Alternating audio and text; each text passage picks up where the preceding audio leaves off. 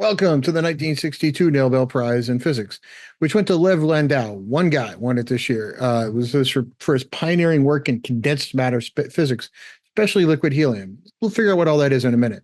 But he was one of those rare guys that, even inside the physics community, he was well versed in kind of everything, every subdiscipline that exists. He personally kind of knew what was going on, and he made contributions in a bunch of them. Where he made so many contributions in so many areas, I had to make a list and just sort of take it high level to show where they all were. And the branches he published in and made notable contributions in include quantum mechanics, superfluid, second order phase transition, superconductivity, plasma physics, two component theory of neutrinos. I had to look that one up, and just many, many more. So, what did he win the prize for? Well, it was his work in condensed matter and liquid helium.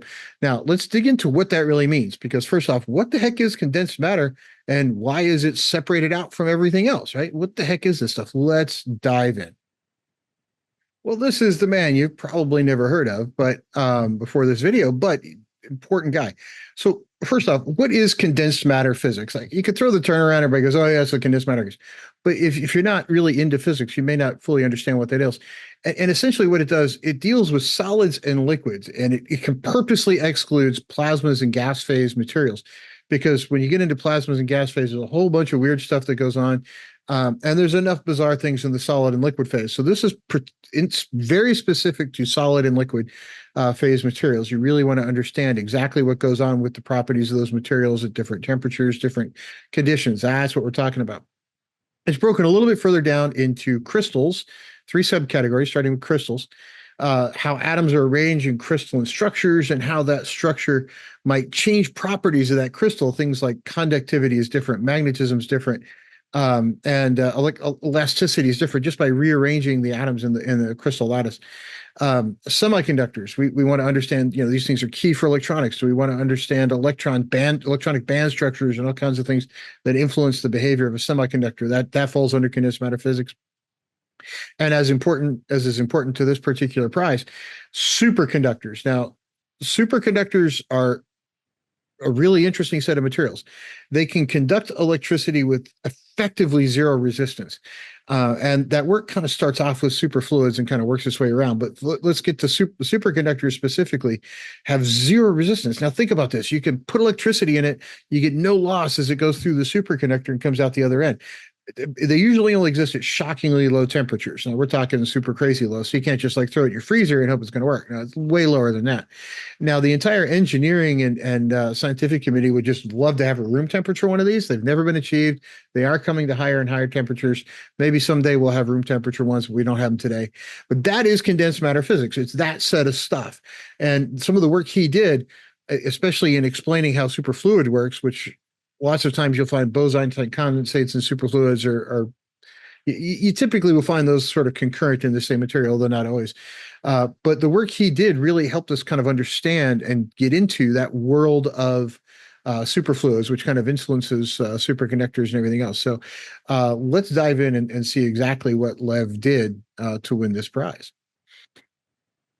Now, the work he did to win the prize, he actually did in the 1940s. So he did it 20 odd years before he won the prize. But remember, reaching the temperatures of some of these things, especially for superfluidity, which is what he won the prize for, this is not regular old everyday temperatures here, right? So reaching the temperatures these things exist at is not simple to do. It's not, you can't just run down to the hardware store and find everything you need. Well, you can, but you have to configure it in very specific ways. I think it's really dangerous, but essentially you don't get to the phase, especially for the one he was studying, unless it's negative 270.98 degrees centigrade. That's dangerously close to absolute zero. So this is not, hey, just quickly get to this temperature. This is, let's figure out how to build an apparatus to get to the temperature we need and spend months trying to figure out how to do that safely. So his prize was for his work in his mathematical description of superfluidity, which accounts for all the properties of liquid helium as it approaches absolute zero.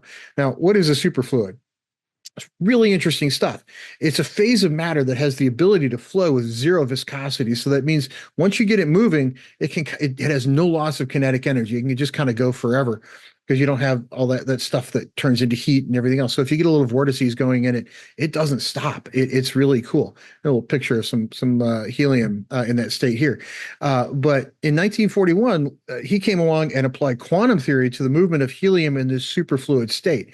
And what he did was he introduced the concept of using quasi-particles as the equivalent of sound vibrations and vortices to explain this behavior, which is, I know you just heard all that and went, what the heck does all that mean, right? So let's talk about quasi-particles for a minute. Now, uh, sound, I think everybody completely understands, but let's talk about quasi-particles. Quasi-particles is not actually a fundamental particle. It's nothing real. It's not antimatter. It's a mathematical simplification that lets you take a complex system and treat some phenomena as it was an individual particle. So you don't have to deal with all the particles in the fluid. You can deal it with as a series of quasi-particles and kind of figure out what's going on. Now, simplification is really the key to understanding some of these complex systems. In the modern physics labs, we've kind of gotten spoiled by just saying, well, just run a huge computer simulation. We'll wait 4 days and get the answer. Well, you couldn't do that in the 1940s, 50s, 60s.